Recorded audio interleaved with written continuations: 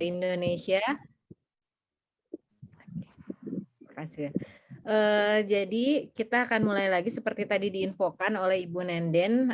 Setiap hari Selasa kita sedang bekerja sama dengan UIN Sunan Gunung Jati Bandung untuk mengadakan webinar-webinar. Nah, untuk di hari Jumat kita akan mulai kembali dengan bedah modul. Seperti biasa sebelum dimulai, izinkan nanti saya akan mengaktifkan fitur mute all supaya tidak terjadi suara kebocoran dan supaya kita bisa fokus mendengarkan pemaparan dari narasumber, dan nanti akan saya buka kembali ketika sesi tanya jawab berlangsung. Nah, acara ini akan dipandu oleh MC-nya Pak Arbain, fasilitator provinsi dari Kepulauan Riau, dan juga MC-nya adalah Ibu Nenden, guru MTS 2 Sukabumi. Sudah tidak asing ya dengan Ibu Nenden dan kami mungkin ya. Ibu Bapak mohon maaf jika bosan melihat kami-kami, dan makanya kami membuka peluang, membuka lowongan kepada Ibu Bapak yang berminat untuk bergabung bersama kami menjadi moderator ataupun MC atau panitia lainnya. Baik, nanti akan saya putarkan selayang pandang, setelah itu acara langsung dimulai oleh MC.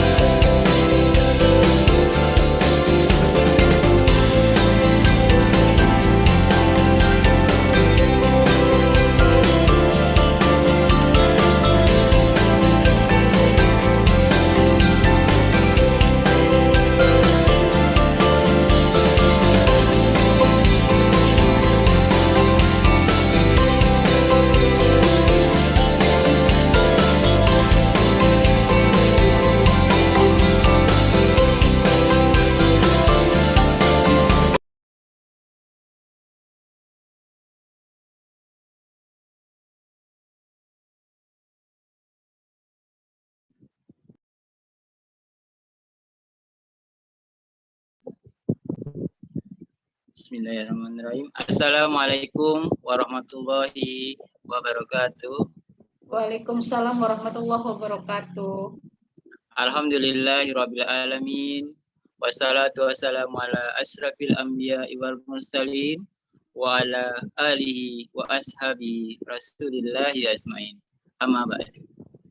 Yang terhormat Direktur Jenderal Pendidikan Islam Kementerian Agama Republik Indonesia, Bapak Profesor Dr. Ali Ramdhani STP MT, yang kami hormati Direktur GTK Madrasah, Bapak Dr. Muhammad Zain MAG, yang kami hormati Kasubdit Bina MA, MAK GTK Madrasah, Bapak Dr. Anis Maskur MA, yang kami hormati Kasubdit Bina MI MTS GTK Madrasah, Bapak Dr. Ainur Rafiq MAG, yang kami hormati Kasubdit Bina RA GTK Madrasah, Bapak Dr. Radus Irhas Sabirin, yang kami hormati Ketua Forum Guru Nasional IPA MTS, Bapak Ahmad Sugiarto SSI MPD,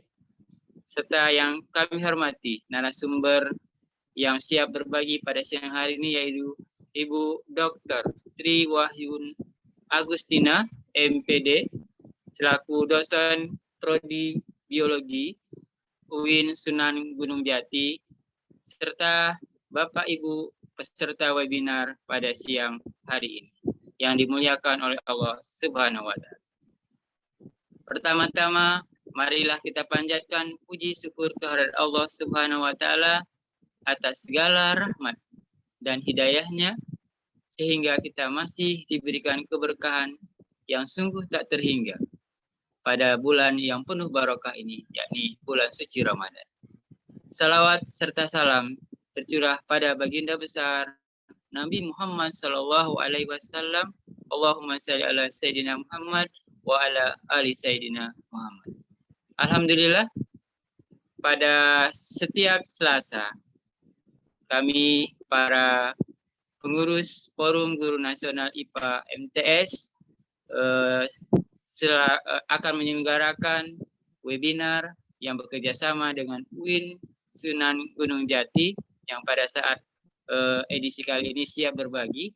Mudah-mudahan acara kita ini berjalan dengan lancar dan bisa terlaksana sukses tanpa terkendala apapun.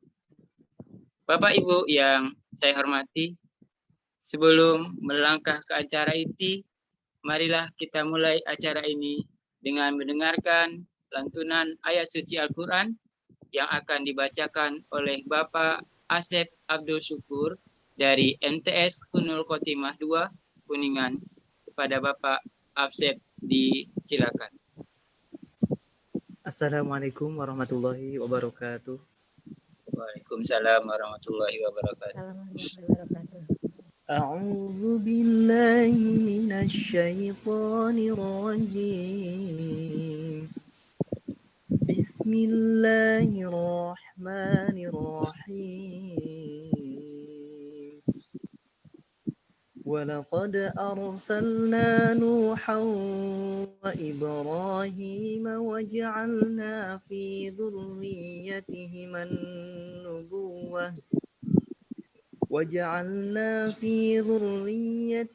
النُّبُوَّةَ وَالْكِتَابَ فَمِنْهُم مُهْتَدٍ وَكَثِيرٌ مِّنْهُمْ فَاسِقُونَ ثم قفينا على آثارهم برسلنا وقفينا بعيسى ابن مريم وآتيناه الإنجيل وجعلنا في قلوب الذين اتبعوه رأفة ورحمة ورهبانية ابتدعوها ما كتبناها عليهم إلا ابتغاء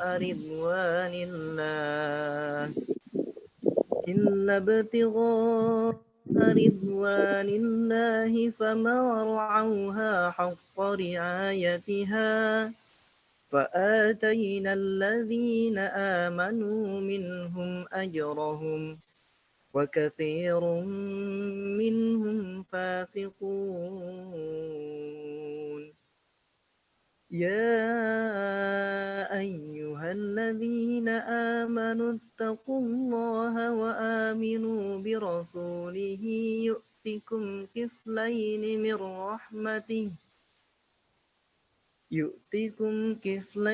من رحمته ويجعل لكم نورا تمشون به ويغفر لكم والله غفور رحيم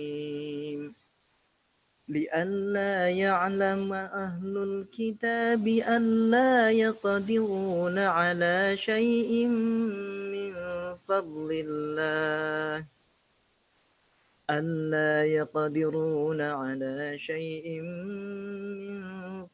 الله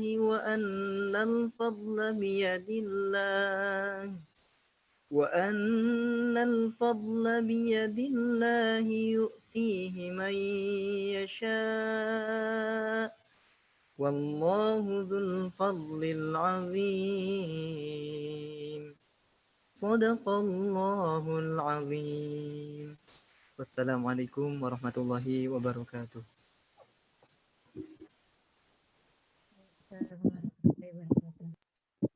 Sadaqallahul azim.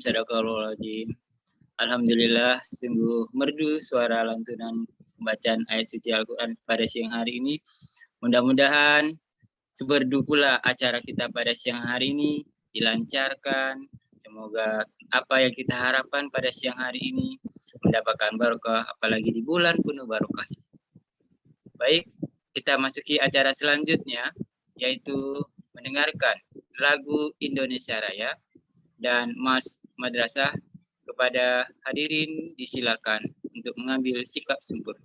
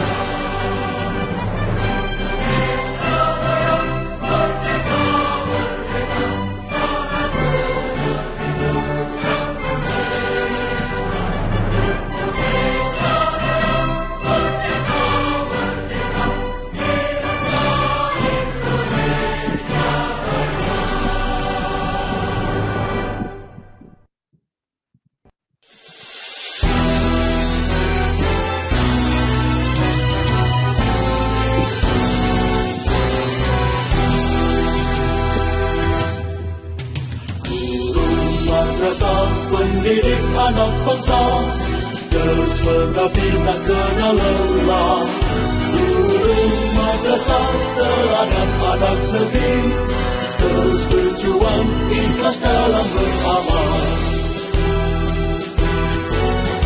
Engkaulah sang pencerah hati, engkaulah penerus risalah, penuntut akhlak mulia, teguhkan iman dan Islam. Sabar jalani tugas suci, setiap langkah jadi ibadah. Kasih dan sayang selalu tercurah, lahirkan insan berakhlak mulia. Madrasah pendidik anak bangsa, terus mengabdi tak kenal lelah. Guru madrasah teladan anak negeri, terus berjuang ikhlas dalam beramal. Ibu bapa guru madrasah mulia, jasamu terpatri dalam sanubari jejak langkah dan bimbinganmu. Engkaulah sang pencerah hati, engkaulah penerus risalah, penuntun akhlak mulia, teguhkan iman dan Islam. Sangat jalani tugas suci, setiap langkah jadi ibadah. Kasih dan sayang selalu tercurah, lahirkan insan berakhlak mulia, lahirkan insan berakhlak mulia.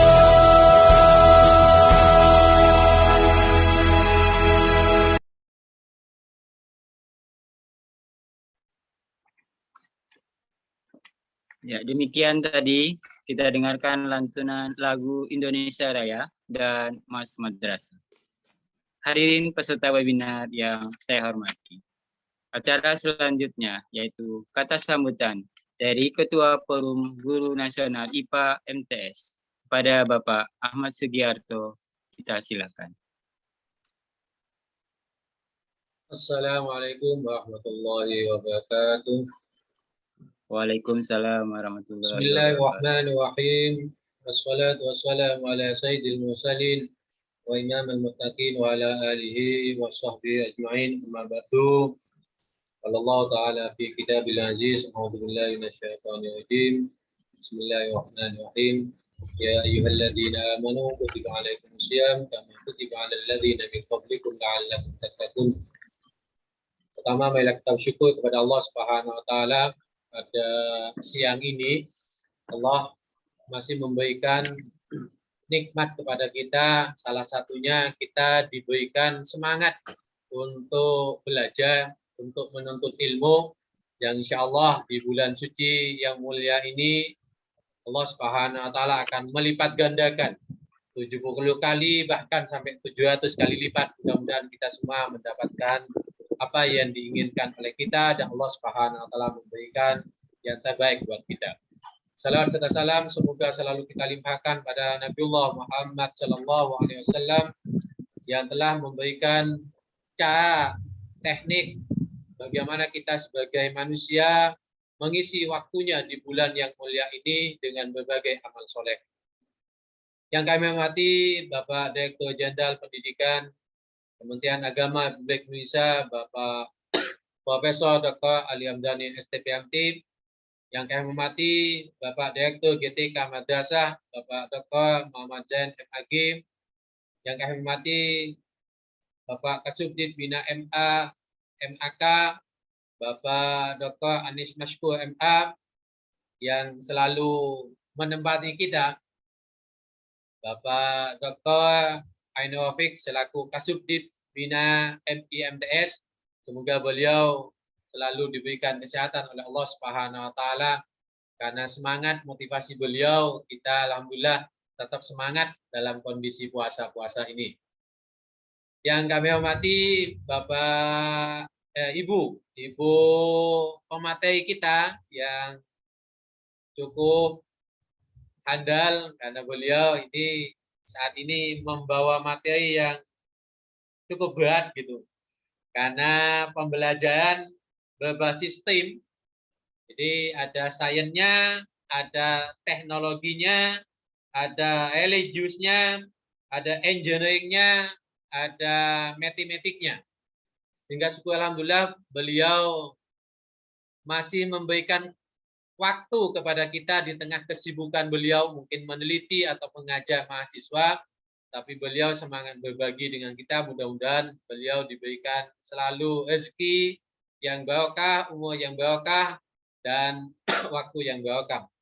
Yang tidak lupa ini teman-teman yang selalu bersama kita semua, Bapak Ibu peserta yang dirahmati Allah. Ada Bu Nenden, ada Bu Ani, ada Pak Ebain, ada Pak Asep, ada Bu Ati. Ini menyusul insya Allah ada Pak Gunayo. Gitu. Alhamdulillah beliau juga banyak waktu luang. Entah banyak waktu luang atau memang beliau ini semangat berbaginya yang menonjol. Sehingga waktu ya bukan waktu luang, tapi memang meluangkan diri untuk kita. Mudah-mudahan waktu-waktu yang beliau berikan kepada kita, Allah Subhanahu wa taala membalasnya dengan yang lebih baik.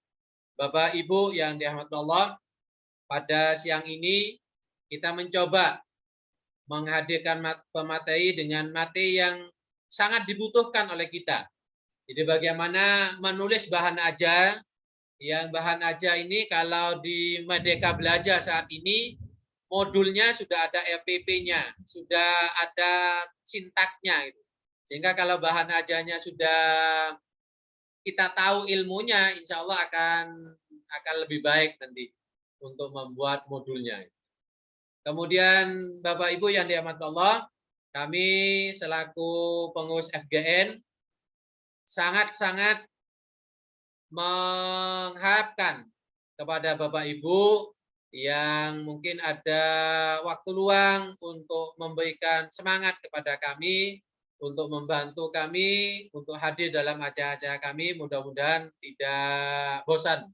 Insya Allah Jumat besok kita akan ketemu juga gitu dengan bedah modul PKB-nya gitu. Kala ini yang mendukung modulnya, insya Allah Jumat besok bedah modulnya yang insya Allah Ibu Vivin dari MTS 1 Lumajang yang akan menjadi pembicaranya. Kemudian yang terakhir, kami mohon kepada Bapak Kasubdit, Bapak Ainur, untuk memberikan motivasi kepada kami, memberikan semangat kepada kami, dan mudah-mudahan semangat beliau mampu kita teruskan sehingga kita tetap semangat. Dan yang terakhir, mudah-mudahan beliau tetap diberikan keberkahan rezeki, keberkahan umur, keberkahan waktu, dan lain sebagainya, sehingga selalu mendampingi kita. Kami mohon kepada Bapak Kasubdit untuk membuka acara webinar yang kita ngambil tema strategi menulis bahan ajar berbasis STEAM. Mudah-mudahan dengan dibukanya oleh beliau, kita semua tetap diberikan semangat, dan semangat. Ihdinas shiratal mustaqim. Assalamualaikum warahmatullahi wabarakatuh. Assalamualaikum warahmatullahi wabarakatuh. Ya, terima kasih kita ucapkan kepada Pak Ahmad Sugiarto yang telah memberikan kata sambutan, juga memberikan info kepada kita peserta webinar yang mana FGN selalu berusaha memberikan yang terbaik untuk kita para guru IPA, baik itu dalam bentuk webinar maupun dalam bentuk bedah modul. Baik Bapak Ibu hadirin peserta webinar di ruang virtual ini, acara selanjutnya yaitu kita dengarkan sambutan, arahan sekaligus membuka acara webinar seri ketiga dengan tema strategi menulis bahan ajar IPA berbasis STREAM, bukan STEAM ya, STREAM. Ini ada kata STREAM, berarti ada sains, ada teknologinya, ada religiusnya, ada engineeringnya, dan matematisnya. Mari kita sambut dan kita dengarkan kepada Bapak Dr. Ainur Rafiq, MAG, selaku Kasubdit Bina MI MTS GTK Madrasah. Kita silakan. Assalamualaikum Bapak. Oke, terima kasih. Assalamualaikum warahmatullahi wabarakatuh. Waalaikumsalam warahmatullahi wabarakatuh. Alhamdulillah, wassalatu wassalamu rasulillah, wa ala alihi wa mawala ma'ba'ad. Yang kami hormati Bapak Menteri Agama Republik Indonesia, yang kami hormati Bapak Direktur Jenderal Pendidikan Islam Kementerian Agama Republik Indonesia, kami hormati Bapak Rektor Universitas Islam Negeri Sunan Gunung Jati Bandung, yang kami hormati Bapak Direktur GTK Madrasah, yang kami hormati teman-teman PJ Nasional, khususnya adalah PJ IPA untuk jenjang Madrasah Sanawiyah, yang kami hormati teman-teman panitia dan tentunya narasumber, yang alhamdulillah berkenan memberikan ilmunya kepada guru-guru kami, khususnya adalah guru-guru IPA untuk jenjang Madrasah Sanawiyah. Dan yang kami banggakan teman-teman guru Madrasah Sanawiyah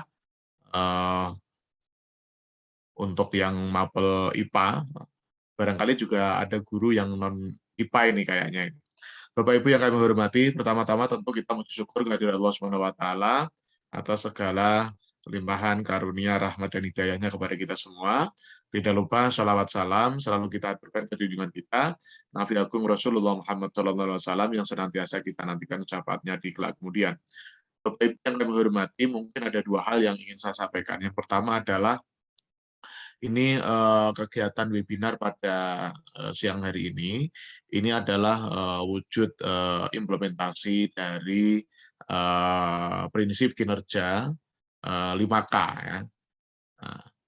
Prinsip kinerja 5K. Jadi yang pertama adalah komunikasi, yang kedua adalah koordinasi, yang ketiga adalah konsultasi, yang keempat adalah konsolidasi, dan yang kelima adalah kolaborasi. Nah, karena teman-teman PJ Nasional telah berhasil dan mampu melakukan kolaborasi antara GTK Madrasah Berbagi, kemudian Direktorat GTK Madrasah, juga dengan Universitas Islam Negeri Sunan Gunung Jati, Bandung.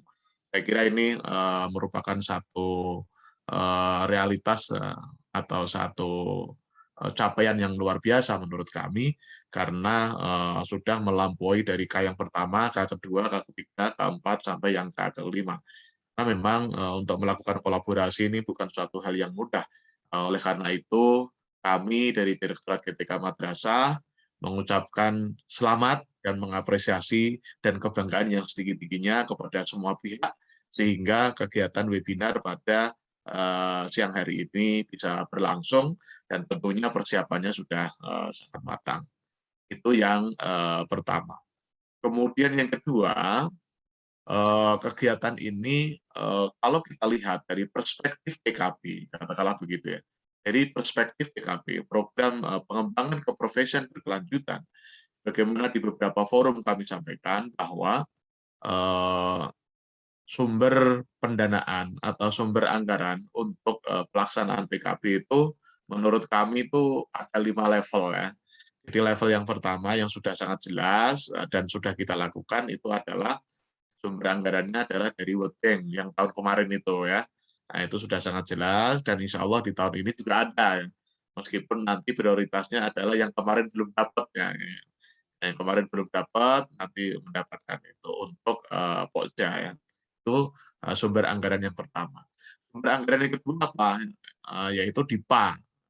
Nah, sebagaimana teman-teman ketahui bersama, mungkin teman-teman belum pernah buka ya, yaitu Juknis BOS tahun 2022. Jadi di dalam Juknis BOS tahun 2022, khususnya di halaman 35, Bapak Ibu bisa melihat bahwa di situ kegiatan pengembangan profesi guru atau pengembangan keprofesian guru atau peningkatan kompetensi guru itu bisa dibiayai dana dari BOS. Cuma teman-teman madrasah swasta itu kan, BOS itu kan sudah ditarik kemana-mana ya, ditarik ke kamar mandi, ditarik ke rapat, ditarik ke mana-mana. Mungkin yang madrasah negeri barangkali yang masih bisa menyisihkan untuk kegiatan PKP berbasis atau beranggaran IPA melalui dana BOS yang ada di masing-masing madrasah. Meskipun sampai saat ini katanya bosnya belum cair katanya sampai saat ini. Anggarannya di pusat ya. Oke, itu yang kedua ya.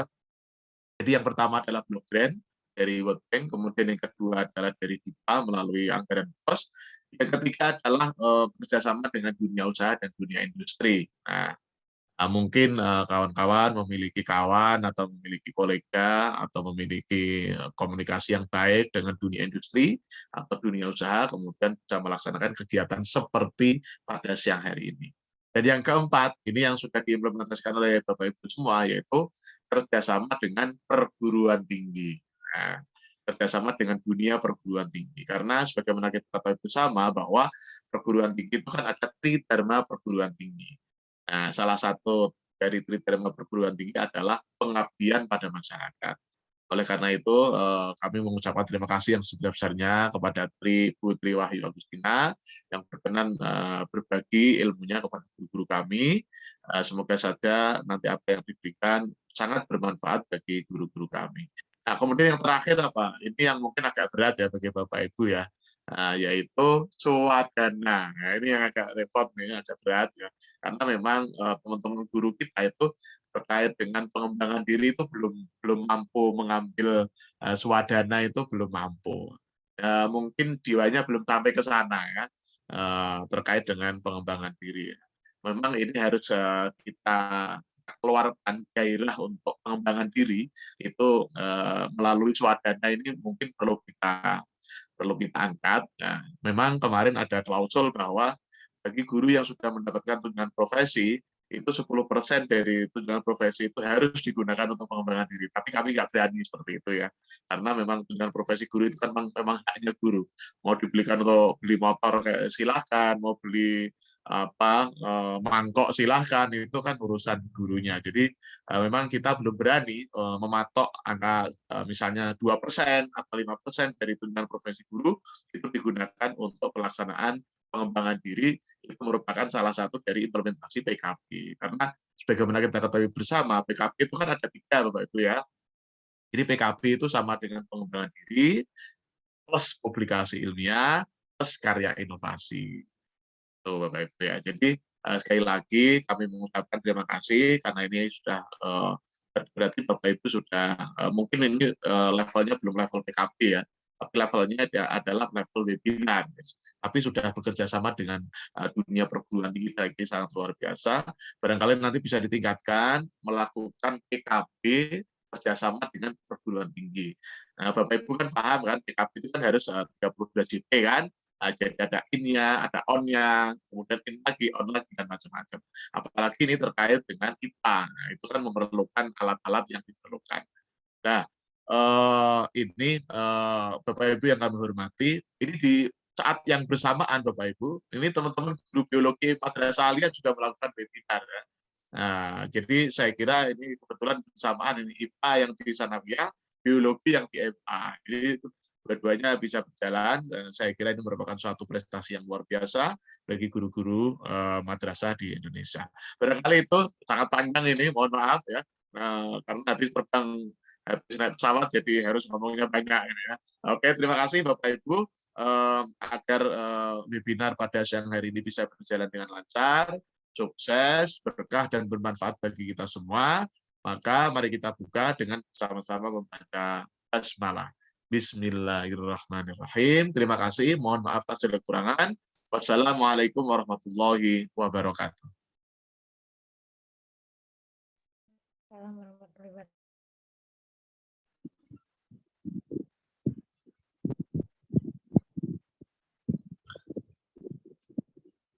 Ya, terima kasih kepada Bapak Dr. Ainur Rafiq yang selalu hadir kayaknya nih setiap ada undangan dari kami Forum Guru Nasional IPA. Mudah-mudahan selalu siap Pak mendampingi kami Pak. Sehat selalu, kegiatan padat Pak ya. Mudah-mudahan selalu sehat dan selalu siap mendampingi kami. Supportnya, semangatnya mudah-mudahan terbawa selalu kepada kami para penyelenggara kegiatan. Salam sehat Pak. Mudah-mudahan sehat selalu, berjumpa kembali di undangan berikutnya Pak. Terima kasih. Baik Bapak Ibu peserta webinar pada siang yang penuh barokah dan penuh dengan ilmu pengetahuan pada siang hari ini. Marilah sebelum kita tutup acara ini, marilah sama-sama kita berdoa yang akan dipimpin oleh Bapak Asep Abdul Syukur. Kepada Bapak Asep, disilakan. Bismillahirrahmanirrahim. A'udzubillahi minasyaitonirrajim. Bismillahirrahmanirrahim. Allahumma shalli ala habibina wa syafiina wa karimina wa dukhina maulana Muhammad sayyidil awwalin wal akhirin wa sallimu radhiyallahu tabaraka wa ta'ala kulli sadatina sabir sallallahu alhamdulillahi rabbil alamin. Allahumma shalli ala sayyidina Muhammad wa ala ali sayyidina Muhammad. Allahumma rabbana taqabbal minna salatana wa siyamana wa qiyamana wa qira'atana wa ruku'ana wa sujudana wa tadarru'ana wa takhashu'ana wa ta'abbudana wa tamikasirana ya Allah ya Rabbal Alamin. Allahumma anfa'na bima 'allamtana wa 'allimna wa zidna ilman. Allahumma anfa'na bima 'allamtana. Allahumma anfa'na bima 'allamtana wa 'allimna ma yanfa'una wa zidna ilman. Rabbi shrah lana sudurana wa yassir lana umurana. Rabbana hab lana min azwajina wa dhurriyyatina qurrata a'yun waj'alna lil muttaqina imama. Allahumma inna nas'aluka salamatan fid din wa afiatan fil jasadi wa ziyadatan fil ilmi wa barakatan fil rizqi wa taubatan qabla al maut wa rahmatan indal maut wa maghfiratan ba'dal maut. Allahumma hawwin 'alaina fi sakaratil maut wa najatan minan nar wal 'afwa indal hisab. Rabbana la tuzigh qulubana ba'da idh hadaytana wa hab lana min ladunka rahmah innaka antal wahhab. Rabbana atina fid dunya hasanah wa fil akhirati hasanah wa qina adzaban nar. Rabbi ja'alni muqimas sholati wa min dzurriyyati rabbana wa taqabbal du'a wa adkhilna jannata ma'al abrar ya aziz ya ghaffar ya rabbal alamin. Wa sallallahu ala sayyidina Muhammadin wa ala alihi wa sahbihi wa baraka wasallam. Subhana rabbika rabbil izzati amma yasifun wa salamun alal mursalin walhamdulillahi rabbil alamin. Al-Fatihah.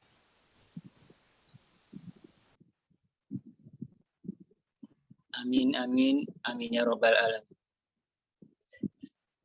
Semoga dengan dibacakannya ayat, dengan dilantunkannya doa-doa tadi, marilah kita berdoa. Mudah-mudahan kegiatan webinar seri ketiga Forum Guru Nasional IPA MTS ini bisa berjalan dengan lancar, Bapak Ibu semuanya mendapatkan manfaat dan barokahnya dalam mengikuti kegiatan ini, sehingga meningkatlah keprofesionalan kita dalam meningkatkan mutu pendidikan, mutu peserta didik kita yang akan datang. Baik Bapak Ibu peserta webinar, peserta yang hadir di ruang virtual ini, mari sebelum kita mengakhiri kegiatan ini dan akan menuju kegiatan inti webinar Nasional IPA yang nantinya akan disampaikan oleh Dr. Tri Wahyu Agustina MPD yang merupakan salah satu dosen Prodi Biologi UIN Sunan Gunung Jati, Bandung, yang akan memberikan materi pada siang hari ini.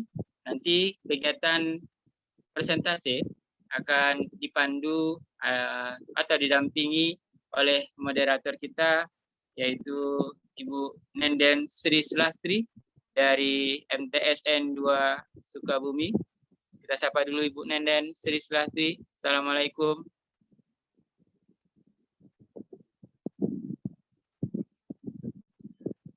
Assalamualaikum Bu Nenden. Belum unmute. Bu Nenden. Bu Nenden Halo. masih mute. Punten.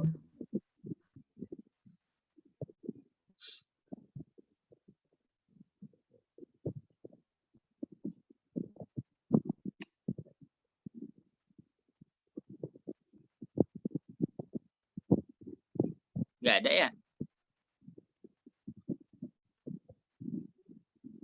Halo Bu Nenden, belum ada ini.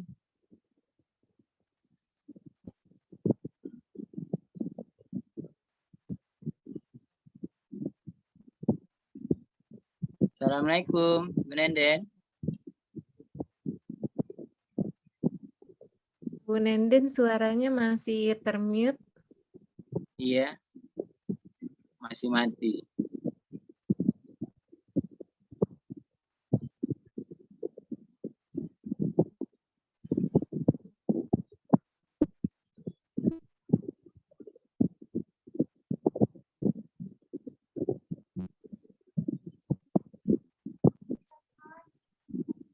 Halo, Bu Nenden, masih unmute Bu Nenden?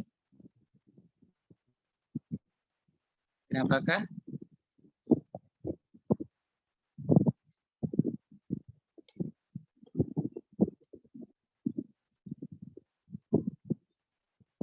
Ini Bu Nenden terkendala. Pak Ahmad boleh minta dibukakan ininya mic-nya Bu Nenden?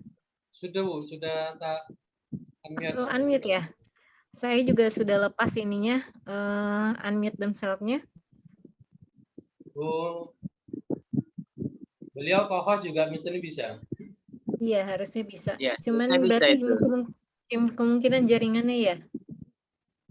Tapi gerakannya bisa Iya. ya.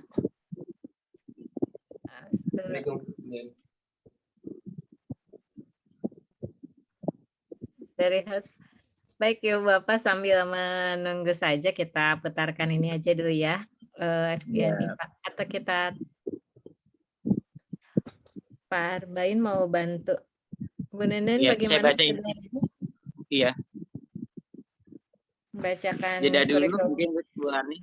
Oke. Jeda dulu profil kita. Oke.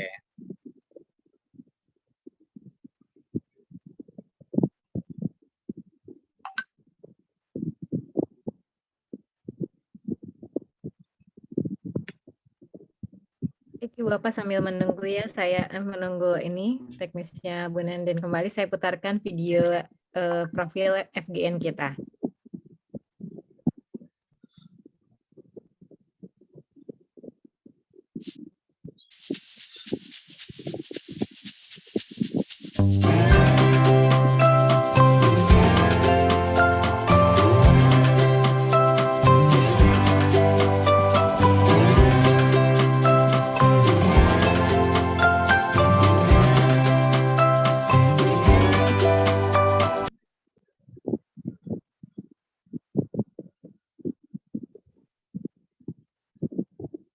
Ya.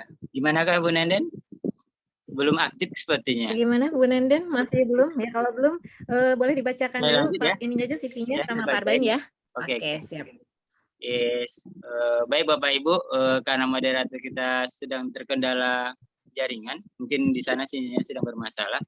Baik, sambil menunggu Bu Nenden bisa masuk, saya akan coba bacakan CV narasumber kita pada siang hari ini. Nama lengkap Ibu Dr. Tri Wahyu Agustina MPD. Email triwahyu.agustina@uinsgd.ic.id.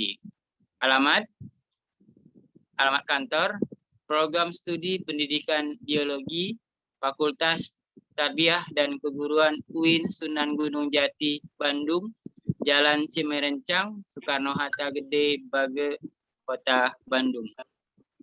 Beliau sudah banyak menghasilkan publikasi, bisa dilihat di website https://scholar.google.com/citasen user panjang sekali ya, nanti kita share aja ini. Riwayat pendidikan S1 Universitas Pajajaran, jurusan Pemuliaan Tanaman. S2 Universitas Pendidikan Indonesia, konsentrasi pendidikan IPA, konsentrasinya biologi sekolah menengah. S3 di Universitas Pendidikan Indonesia, konsentrasi pendidikan IPA. Demikian kurikulum CV narasumber kita yang akan berbagi pada siang hari ini. Mengingat moderator sudah bisa masuk, Bu Nenden. Assalamualaikum. Bagaimana Bu Nenden? Sambil menunggu Bu Nenden, Pak Arbain dilanjut saja Ibu pemaparan Belum ya, materinya. belum bisa masuk ya.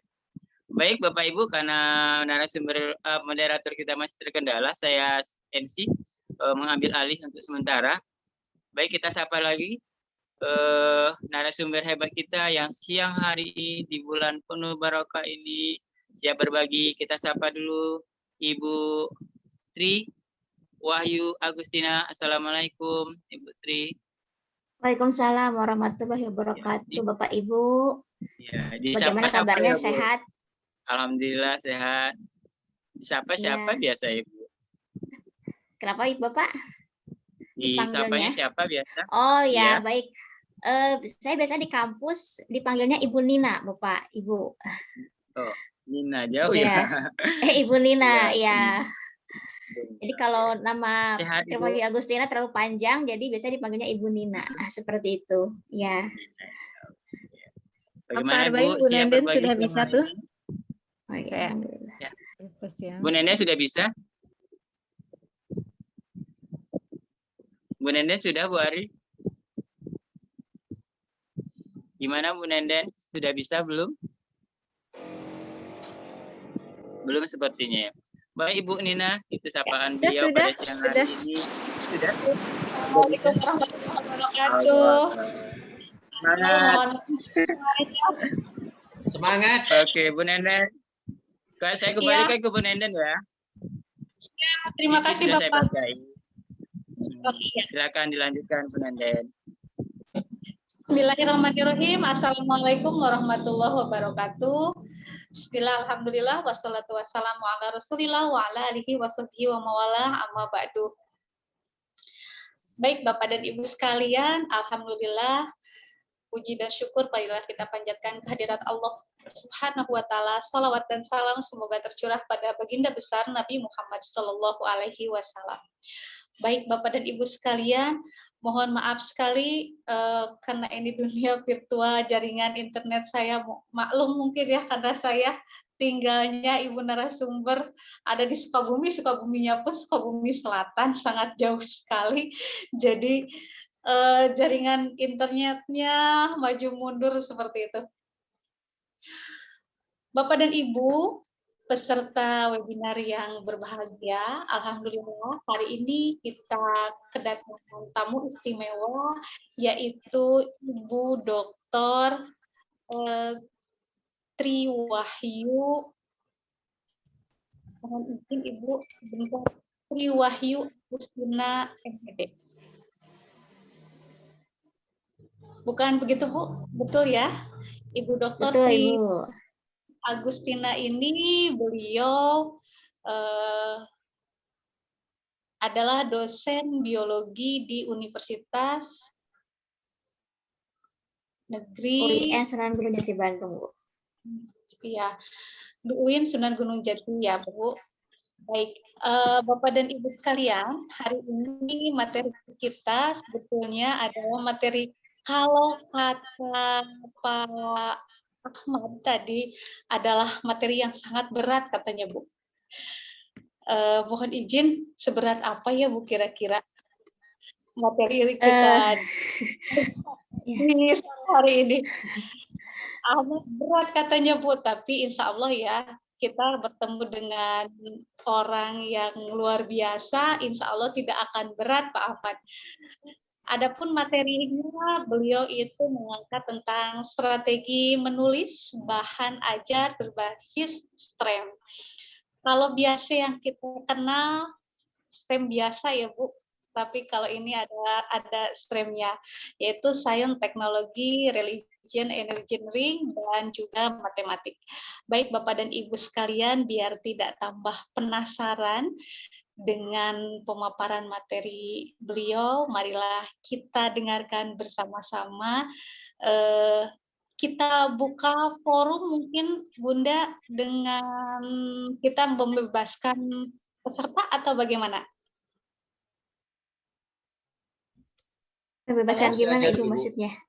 Artinya peserta bisa rangkum secara langsung saat Bunda memaparkan materi itu. Mungkin pemaparan materi dulu, Ibu ya, sekitar 40 menit ya, baru nanti ada diskusi. Biar lebih fokus mungkin ya. Iya. Ya. Baik Bapak dan Ibu, marilah kita simak bersama-sama pemaparan materi dari Ibu Dr. Tri Wahyu Agustina, MPD. Kepada Ibu, saya persilahkan. Baik, terima kasih Ibu Nenden selaku moderator. Bismillahirrahmanirrahim. Assalamualaikum warahmatullahi wabarakatuh. Waalaikumsalam. Kepada yang terhormat Bapak Menteri Agama, kepada yang terhormat Direktorat Jenderal Pendidikan Tinggi Islam, kepada yang terhormat Direktur Jenderal GTK Madrasah, kepada yang terhormat Kasubdik Bina MIMTS Bapak Dr. Ainur Rofiq, kepada yang terhormat Bapak Ketua FGN IPA MTS Bapak Ahmad Sugiarto MPD, Bapak Ibu Panitia, dan juga peserta webinar kali ini yang dirahmati Allah. Alhamdulillahin. Asyhadu alla ilaha illallah wa asyhadu anna Muhammadar Rasulullah. Rabbi shrah li sadri wa yassir li amri. Wahlul lisani yafqahu qawli amma ba'du. Rabbi zidni ilma warzuqni fahma. Amin ya rabbal alamin. Bapak Ibu, alhamdulillah di kesempatan siang ini di bulan penuh mulia saya berbahagia bisa bertemu Bapak Ibu di webinar seri 3 ya, GTK Madrasah MTS ya, untuk mata pelajaran IPA. Mudah-mudahan dari webinar kali ini kita bisa mempertambah silaturahmi, termasuk sharing ilmu, berbagi informasi terkait pembelajaran IPA di sekolah. Karena terus terang bagi kami di perguruan tinggi mungkin masih juga harus banyak belajar ya kepada ibu-ibu guru, bapak guru di sekolah untuk bisa mengaktualisasi ya teori-teori pembelajaran yang ada di perguruan tinggi. Baik, mungkin tidak panjang lebar untuk kali ini, insya Allah akan disampaikan mungkin ya berbagi informasi mengenai strategi bahan ajar IPA berbasis STEM, Science, Technology, Religion, Engineering, and Mathematics. Mungkin Ibu moderator, saya izin share screen ya. Semoga bisa. Ya, silakan Bu. Ya, baik. Sudah tampil ya? Ya, sudah tampil. Alhamdulillah. Ya, diperbesar mungkin. Oh, maaf ini.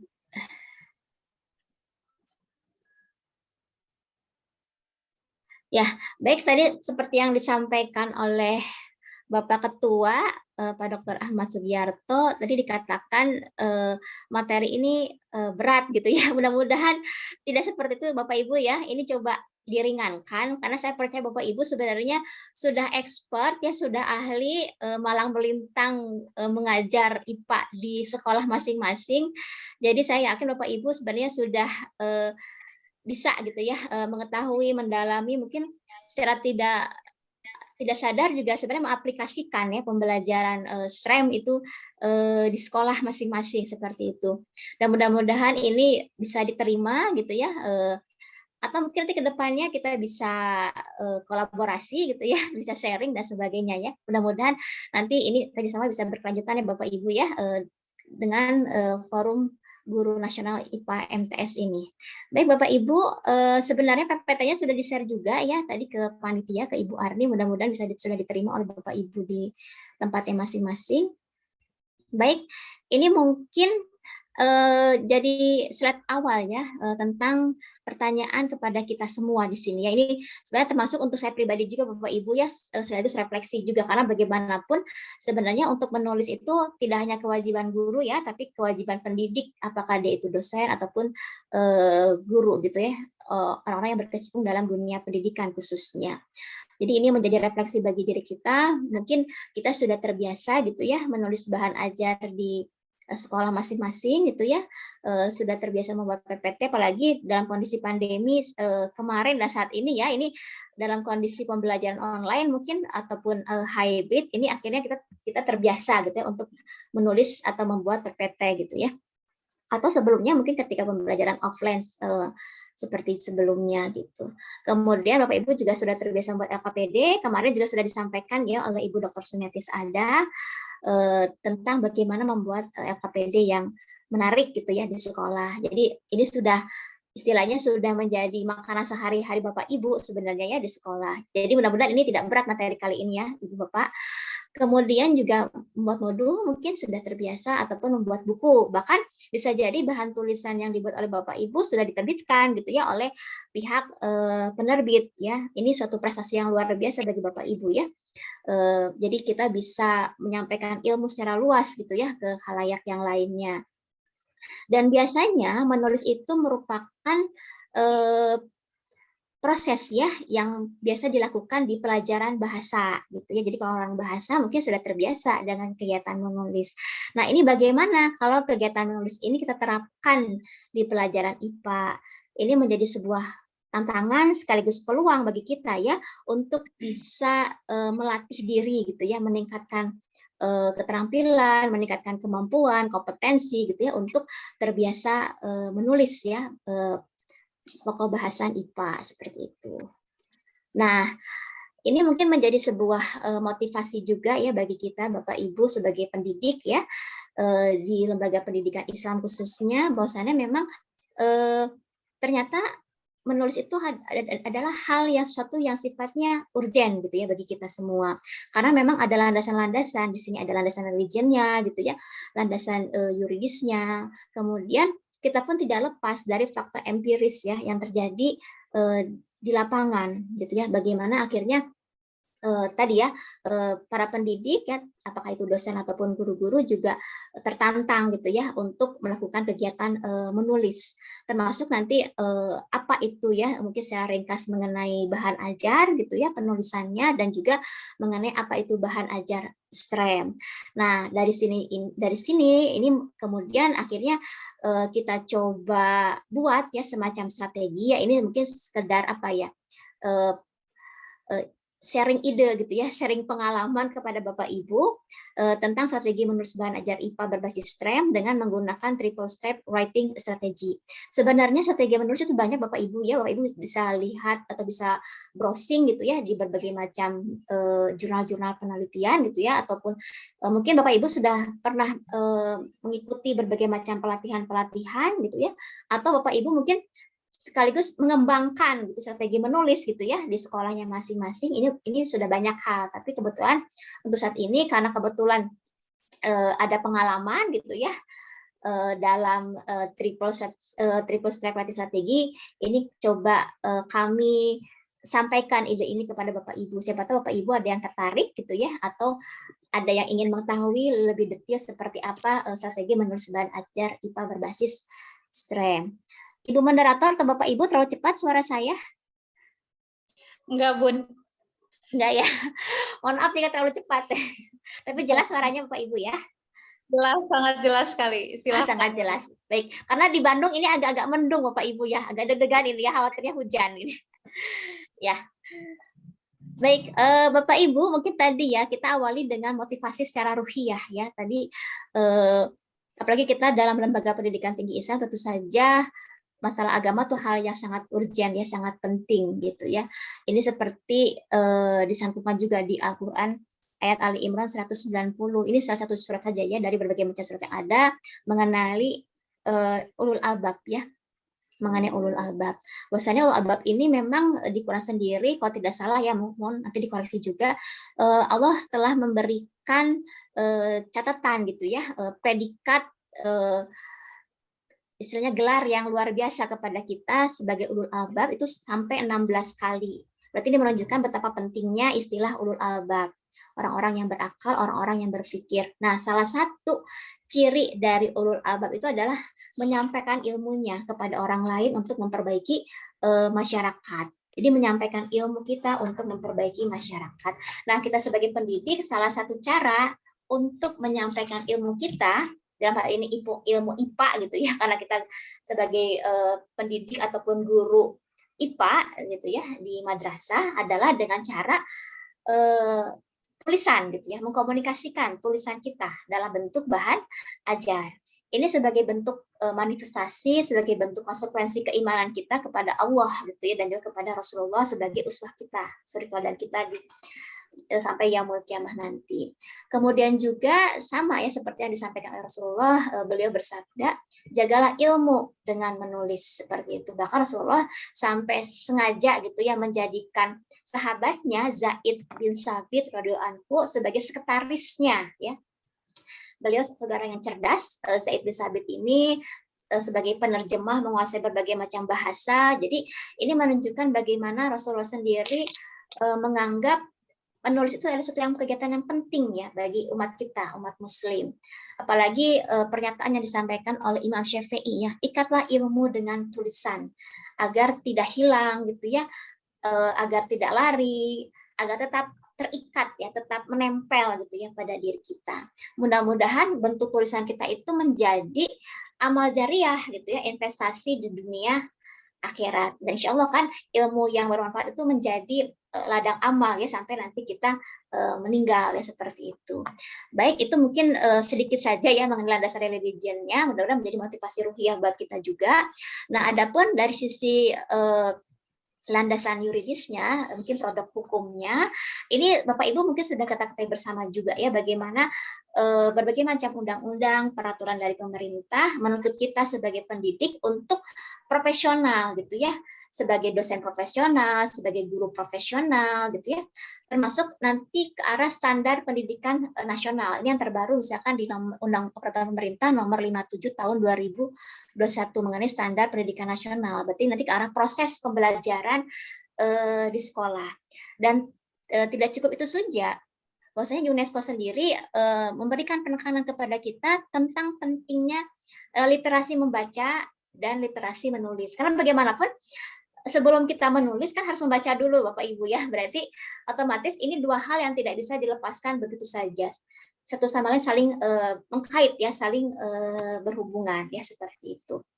Baik, nah kemudian, khususnya untuk kompetensi guru dalam visual ajar, ini mungkin Bapak Ibu sudah ngolotok gitu ya bahasa Sundanya, Bapak Ibu mohon maaf ini kalau ada orang-orang yang di luar daerah sudah apa ya, sudah mendarah daging gitu ya, sudah nempel gitu ya istilahnya tentang kompetensi profesional dan kompetensi pedagogi khususnya ya. Bagaimana seorang guru secara profesional dituntut untuk menguasai konten materi IPA-nya misalkan ya, termasuk nanti karena konteksnya.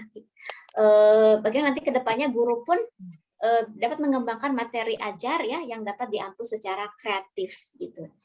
Dan pedagogiknya sendiri memang nanti guru otomatis memahami siswa ya, karena setiap guru kan masing-masing punya cara ya, keterampilan mengajarnya pun nanti punya trip and stick-nya beda-beda gitu ya. Hanya gurulah yang mengerti bagaimana kondisi siswa di sekolahnya masing-masing ya, dari sisi ekonominya, sosial, budaya, geografi ya, dan seterusnya gitu. Karena terkadang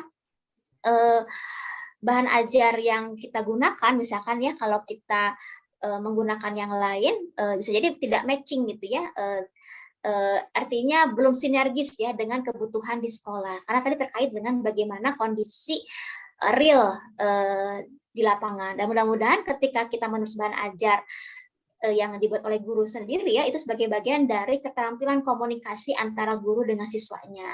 Termasuk kita bisa mengembangkan potensi ya, keterampilan, kompetensi siswa yang memang ingin dicapai setiap pembelajaran. Karena terkadang juga memang bahan ajar yang kita gunakan, yang memang kita ambil gitu ya, bukan dari buatan guru, ya bisa jadi itu hanya dipahami oleh penulis saja. Nah, seperti itu ya. Jadi dari sini memang kita coba membumikan gitu ya, membumikan bahan ajar IPA kepada siswa kita di sekolah masing-masing. Karena kita tahu kan ini beragam Bapak Ibu ya, dari mulai Aceh sampai Papua gitu, kemudian dari pegunungan, pedesaan, ya kota dan sebagainya, itu punya karakteristik siswa yang berbeda seperti itu.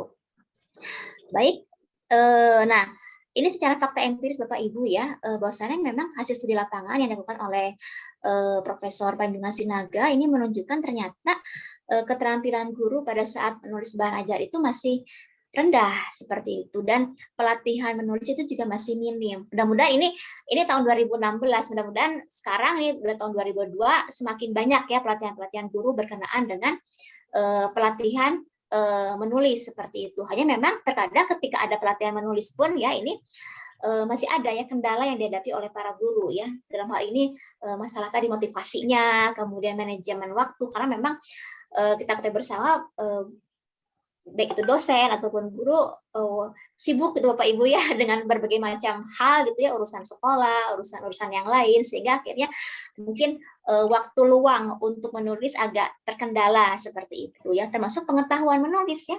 Ini menjadi sebuah tantangan sekaligus peluang bagi kita semua sebagai pendidik untuk menyibukkan diri dalam kegiatan menulis seperti ini. Nah, di sisi lain pun ya secara idealnya ya, ini kan fakta secara empiris. Kalau kita lihat secara idealnya memang tadi guru IPA itu harus memiliki keterampilan mengajar IPA, di mana tadi harus menguasai konten dan konteks. Nah, ini yang seringkali konteks IPA-nya itu yang agak ketinggalan gitu ya, ketinggalan. Makanya kan literasi IPA di negeri kita rendah gitu ya, dari soal-soal PISA misalkan ya, yang seringkali diberikan gitu ya ke siswa-siswa kita. Nah, seperti itu. Di sisi lain tadi juga disampaikan bagaimana kita dituntut untuk profesional gitu ya. Nah, maka dalam hal ini memang akhirnya ditantang nih guru-guru IPA, kita sebagai pendidik IPA untuk bisa menuliskan aja secara kontekstual ya, disesuaikan dengan kondisi lingkungan siswa. Kemudian sekaligus nanti ke depannya bisa mengembangkan tadi ya literasi sains ya, seperti itu. Jadi biar ilmu IPA itu nggak hanya teori, tapi benar-benar bisa diaplikasikan dalam kehidupan sehari-hari gitu ya. Jadi ada istilahnya jelas gitu ya, kenapa ada kemanfaatannya gitu ya, seperti itu ya bagi siswa ke depannya seperti itu. Nah, lalu sekarang sebenarnya bahan ajar itu apa Bapak Ibu ya? Mungkin sudah disampaikan juga oleh materi kedua mungkin ya Ibu Dr. Sumetis ada ya sebelumnya, bahwasannya bahan ajar itu merupakan sumber ya, sumber pembelajaran bagi siswa. Nah, bisa bentuknya macam-macam Bapak Ibu ya, apakah dalam bentuk LKPD gitu ya, dalam bentuk modul, dalam bentuk catatan pelajaran ya, tugas kinerja praktikum, textbook dan lain-lainnya. Nah, untuk pertemuan webinar kali ini mungkin mohon maaf Bapak Ibu ya, karena waktu terbatas ya, mungkin sekitar 40 menit penyampaian materi. Ini yang akan disampaikan itu adalah uraian materi ya, uraian materi pembelajaran. Jadi bukan LKPD gitu ya, bukan tugas kinerja praktikum, bukan textbook gitu, tapi uraian pembelajaran pokok bahasan tertentu dalam satu kali pertemuan seperti itu. Ya, karena kami sendiri di perguruan tinggi ya Bapak Ibu, ini sharing saja gitu, ini membutuhkan waktu sekitar 5 kali pertemuan untuk melatih calon guru dengan strategi belajar strategi menulis bahan ajar ini. Ya mudah-mudahan dalam waktu singkat ini bisa bisa tercover ya gitu, seperti itu. Dan mohon maaf Bapak Ibu, ini yang kami gunakan masih merujuk pada kurikulum 2013 yang disempurnakan. Tadi sempat disinggung dengan ada kurikulum merdeka atau mungkin ada sekolah penggerak ya, ada yang kurikulum prototype. Ini masih menginduk ke 2013. Jadi mungkin nanti ke depannya Bapak Ibu kalau punya pengalaman gitu ya dengan kurikulum yang baru bisa sharing nih webinar kali ini ya, sekaligus menjadi pengayaan buat kami untuk mengelaborasi lagi, membaharui lagi, mengembangkan lagi mengenai strategi menulis bahan ajar ini, seperti itu. Baik, Bapak Ibu, selanjutnya, nah ini mudah-mudahan tadi menjadi motivasi, karena bagaimanapun pada saat kita sebagai pendidik menulis bahan ajar itu, harapannya pembelajaran menjadi menarik ya bagi siswa, karena tadi kontekstual, apa yang benar-benar dirasakan oleh siswa, apa yang benar-benar mereka indera, jadi benar-benar membuat mereka akhirnya menarik karena mereka merasakan secara langsung apa yang terjadi di lingkungannya, seperti itu. Kemudian juga bisa membuat siswa belajar mandiri gitu ya, dan guru bisa tadi ya istilahnya mengukur ya kompetensi apa yang akan dikuasai oleh siswa yang bersangkutan, karena tadi disesuaikan dengan karakteristik siswa di masing-masing sekolahnya, seperti itu. Dan harapannya juga bagi guru terbantu ya dengan bahan ajar yang dibuat gitu ya, memfasilitasi, kemudian juga prestasi tadi ya, prestasi siapa tahu nanti ke depannya Bapak Ibu menjadi karya tulis kan ya, untuk kenaikan pangkat misalkan ya, tadi untuk kompetensi profesionalnya, tadi untuk diterbitkan ya dan sebagainya. Dan yang terlebihnya bagian dari amal soleh ya tadi ya, menjadi ladang amal untuk kita semua, mudah-mudahan jadi pahala ya di sisi Allah Subhanahu wa taala. Baik Bapak Ibu, nah ini mungkin ya kita awali dulu untuk strategi belajar ini adalah mengenai dimensi pengetahuan bahan ajar dan perancangan bahan ajar. Nah, penulisan bahan ajar ini tidak terlepas tadi ya dari kalau kita menginduk pada kurikulum 2013 yang disempurnakan, ada KD dan IPK ya, ada KI, KD dan IPK. Bapak Ibu sudah terbiasa yang utak-atik seperti ini. Mungkin saya tidak akan menyampaikan panjang lebar karena saya yakin Bapak Ibu sudah tadi ya sudah hatam gitu ya dengan KI, KD dan IPK gitu ya. Insya Allah kalau bicara KI, KD dan IPK mungkin nanti seperti mengajari bebek berenang Bapak Ibu ya. Jadi ini kita lewat saja gitu ya. Yang pasti yang KI, KD, IPK ini harus kita kuasai dulu gitu ya sebelum kita menulis bahan ajar. Kemudian tidak lupa 4 dimensi pengetahuan gitu ya. Ini di Anderson and Redwood ya, ada dimensi faktual, konseptual, prosedural dan metakognisi. Ini penting pada saat kita akan menulis bahan ajar seperti itu, karena biar nanti kita menulisnya benar-benar hierarki gitu ya, seperti itu ya. Jadi persiapan bekal kita untuk menulis bahan ajar. Nah ini contoh Bapak Ibu ya, untuk dimensi faktual ya. Ibu Eli raise hand. Mungkin nanti Ibu ya diskusinya di waktu diskusi Bapak Ibu ya. Biar selesaikan dulu materinya ya.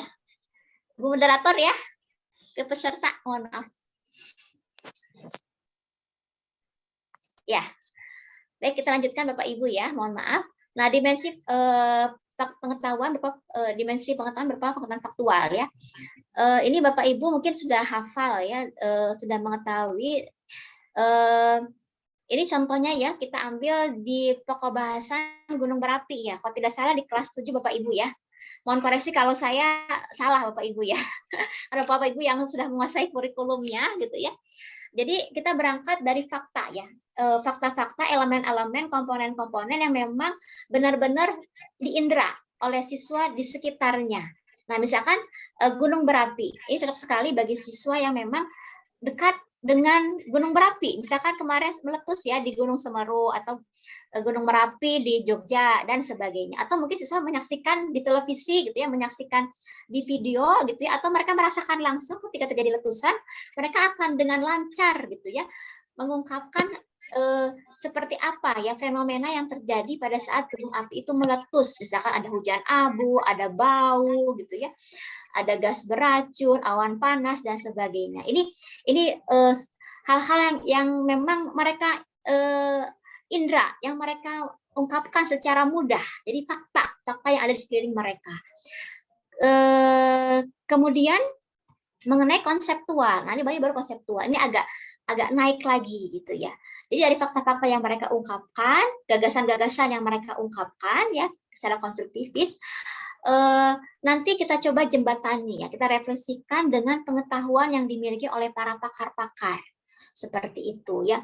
Mungkin nanti kita bisa mengenal istilah adanya definisi, adanya prinsip, teori, dalil gitu ya, hukum, postulat, azas dan sebagainya. Ini kan bagian dari IPA ya, seperti itu.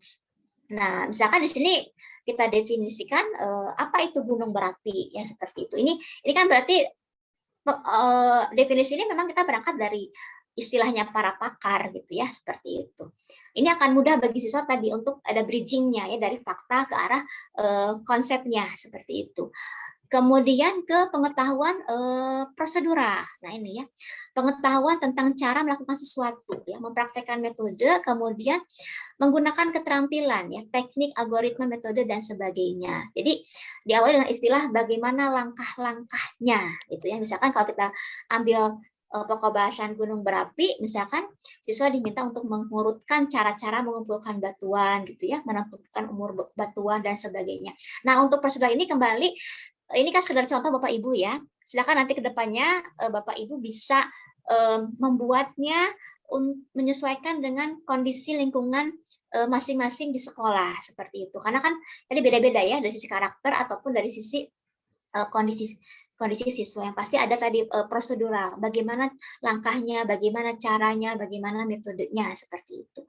Kemudian pengetahuan metakognitif, ini pengetahuan yang puncaknya ya, dia bagian dari berpikir tingkat tinggi ya, seperti itu. Jadi pengetahuan bagaimana tentang kognisi diri sendiri, tentang menstimulus ya kesadaran pada diri sendiri. Jadi ke arah strategi ya, think of thinking gitu ya, ke arah strategi mana yang paling efektif dan mana yang tidak. Misalkan kalau diberi contoh di sini adalah bagaimana tadi ya, hal-hal agar kita bisa selamat ya dari gunung meletus. Ini kan benar-benar kontekstual Bapak Ibu ya.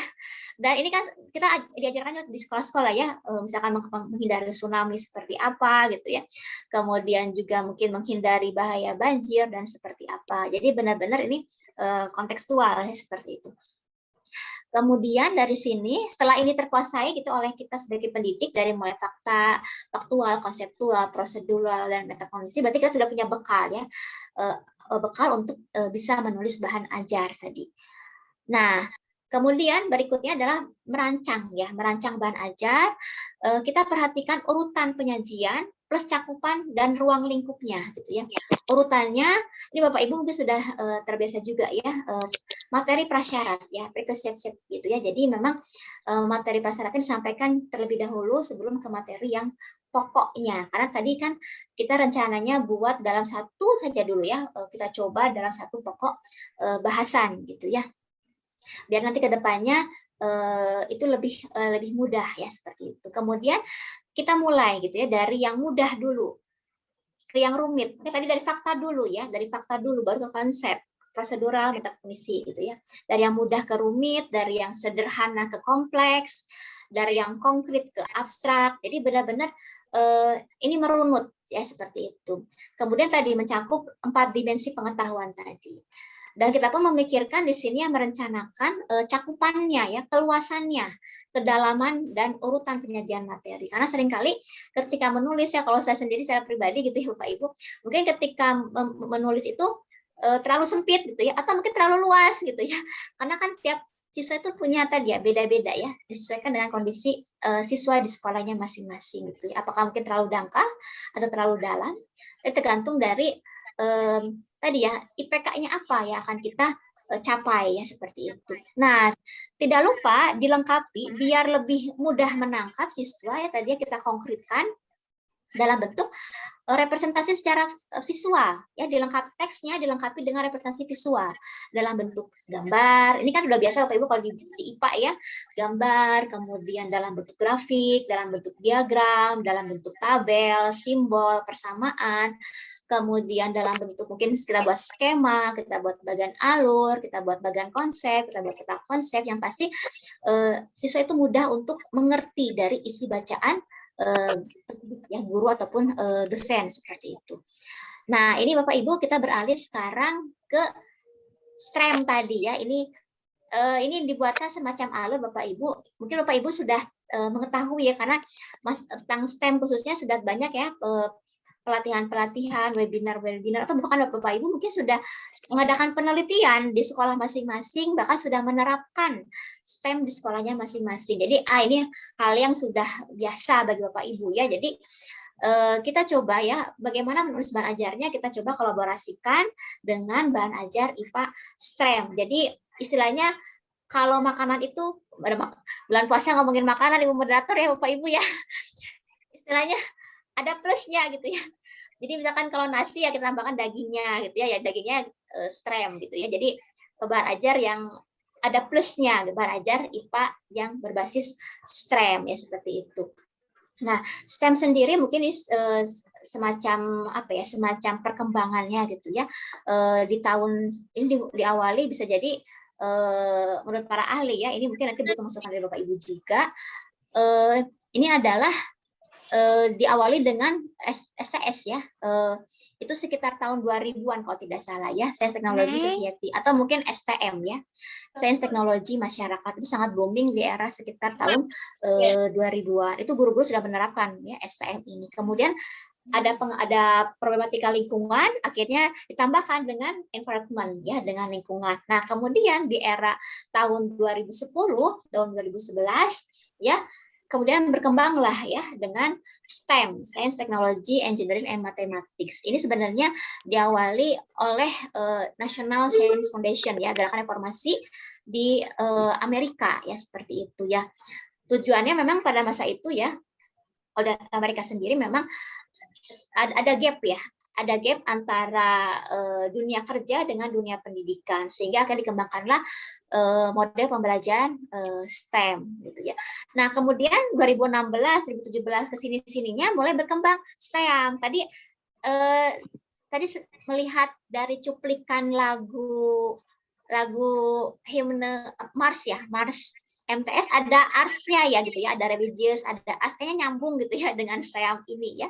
Ditambahkan seninya ya, istilahnya estetikanya gitu, keindahannya, seninya, di mana nanti mungkin aspek kreativitasnya akan ditonjolkan ya ke arah sana. Nah, kalau di luar negeri, mungkin di negara-negara asing ya, negara barat, mungkin mereka mengembangkannya STEM ataupun STEA. Nah, untuk Indonesia khususnya, apalagi kita di bawah Kementerian Agama, Lembaga Pendidikan Islam ya, kita tambahkan aspek religion gitu ya, yang membedakan dengan STEM ataupun STEAM itu di luar negeri. Biar apa? Karena tadi dikembalikan kita ada apa, kultur religionnya gitu ya, kultur religiusnya gitu ya, biar sesuai ya dengan kondisi lingkungan di Indonesia yang terkenal dengan keagamaannya seperti itu. Nah, untuk saat ini memang yang kita ambil adalah yang STEM dulu Bapak Ibu ya. Jadi STEM digabungkan dengan religion, yaitu untuk membuat bahan ajar IPA seperti itu. Bapak Ibu, suara saya masih jelas ya Ibu moderator, karena di sini hujan di Bandung. Jelas Ibu. Masih. Jelas ya. 5 menit lagi waktunya Bapak Ibu, ini saya ngebut kok menerangkannya ini. Masih ada waktu ya? Masih ada waktu Bun, silakan. Ya baik, karena agak lumayan ini PPT-nya ya. Mudah-mudahan 40 menit cukup. Baik, nah kenapa dipilih aspek religion? Ini sebagai mungkin landasannya ya. Karena kewajiban kita sebagai muslim ya, untuk silmi kafah ya. Al-Baqarah 8, hendaklah berislam kafah, masuk Islam secara kafah. Apalagi sebagai seorang muslim ya, sebagai ilmuwan itu istilahnya idealnya bersifat polimetik ya, wawasannya luas, tidak hanya satu bidang. Makanya ada integrasi tadi ya, integrasi berbagai macam lintas ilmu seperti itu, biar kita bisa polimetik. Kemudian ini berbagai macam undang-undang yang mendukungnya ke arah sana, gitu ya, termasuk salah satu nilai IPA ya adalah nilai religion dibandingkan dengan nilai yang lain, ada nilai pendidikan, nilai kemudian nilai yang lain gitu ya, ada 5 nilai kalau tidak salah ya. Kemudian nah ini mungkin sebagai tawaran saja Bapak Ibu ya. Jadi yang kita gunakan nanti indikator aspek religionnya, kalau kita menginduk kepada kurikulum yang 2013 yang disempurnakan ya, ini sudah familiar ya dengan adanya KI 1 ya. Ini kalau kita, karena kita di Lembaga Pendidikan Tinggi lembaga pendidikan Islam, ya berarti ajarannya adalah ajaran agama Islam. Plus kalau di kami Bapak Ibu ya ada paradigma memandu ilmu. Karena kita yakin Bapak Ibu ya, di Kementerian Agama khususnya juga, kita yakin bahwasannya yang namanya ilmu ya khususnya sains tidak akan bertentangan dengan wahyu. Tidak akan dikotomi, tapi sinergis gitu ya. Bahkan dikatakan kita secara eksplisit bisa mencantumkan ya Al-Quran ataupun hadis yang berkenaan dengan materi-materi yang relevan gitu ya. Tapi ini menjadi sebuah hal yang mesti digarisbawahi gitu ya, di bold gitu ya. Ini maaf kalau pakai warna merah di sini biar jelas, biar mencerang gitu ya. Yaitu biar jelas ya, biar terang gitu ya. Maksudnya ya ini mungkin agak dikurangi bahasa Sundanya karena ada orang-orang di luar Jawa Bapak Ibu serta di luar Jawa ya. Dan mohon mungkin tidak cocokologi gitu ya, jadi tidak asal nempel, karena bagaimanapun ini perlu hati-hati. Makanya tadi memang harapannya bisa kolaborasi juga ya dengan guru bidang studi yang lain, misalkan guru bidang PAI gitu ya, ataupun para expert yang lainnya agar benar-benar relevan ya seperti itu. Nah untuk kurikulum debat kelas yang disempurnakan pun ini memang sifatnya pembelajaran tidak langsung ya, indirect teaching gitu ya. Jadi memang diperlukan rencana untuk pengembangannya ya. Mudah-mudahan STREM ini bisa menjadi bagian dari tadi ya yang indirect teaching itu. Nah, jadi memang harapannya ketika kita membuat belajar IPA itu berbasis STREM bisa membekali siswa dan guru tadi HOTS ya, keterampilan berpikir tingkat tinggi gitu ya.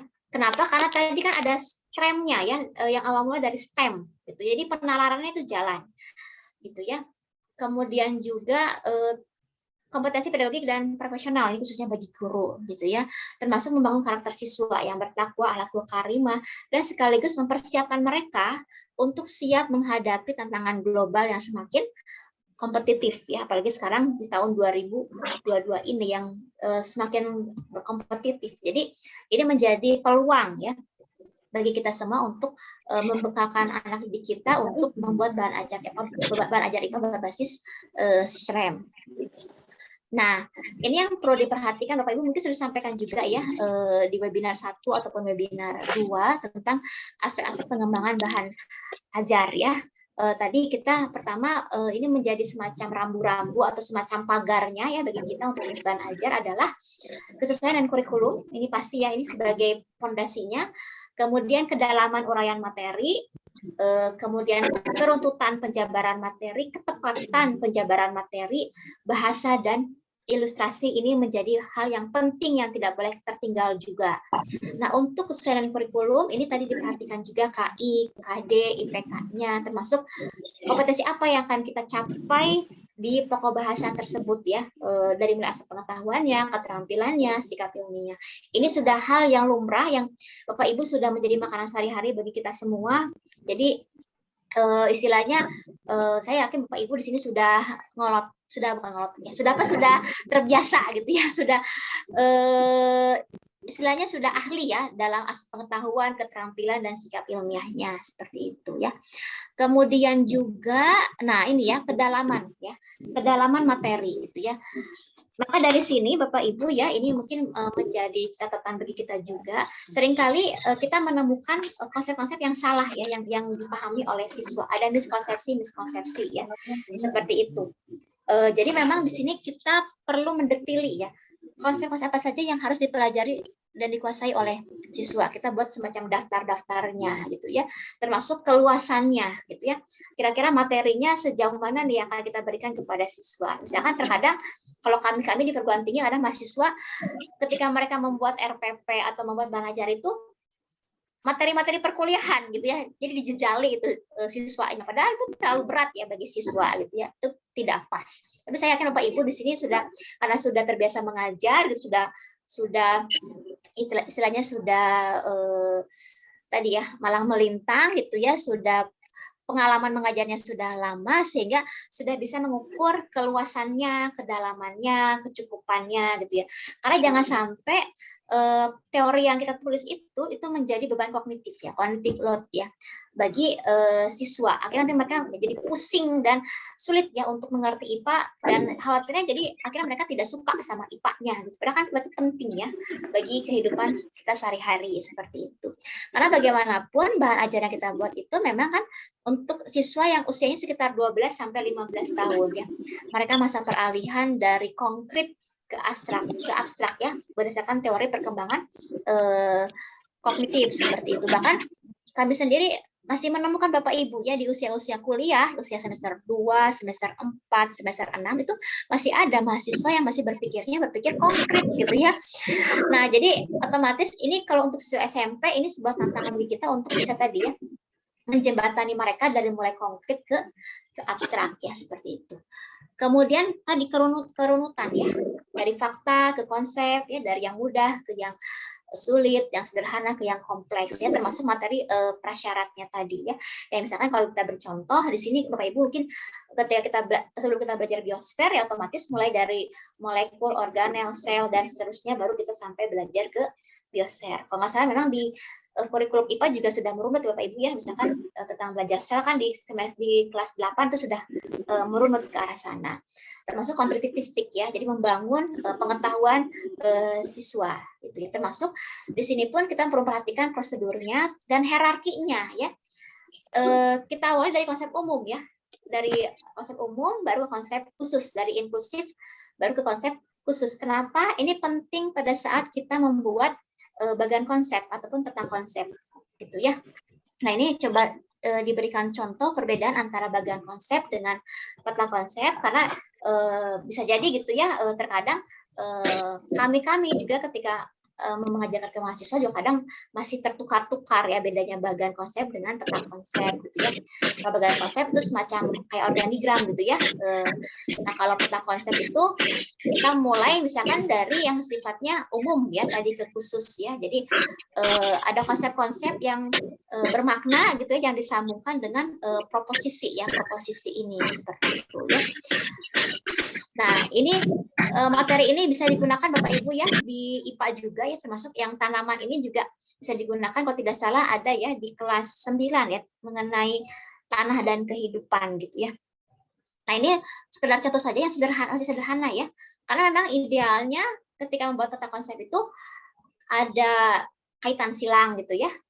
Ini ya kaitan silang itu yang warna merah-merah ini ya.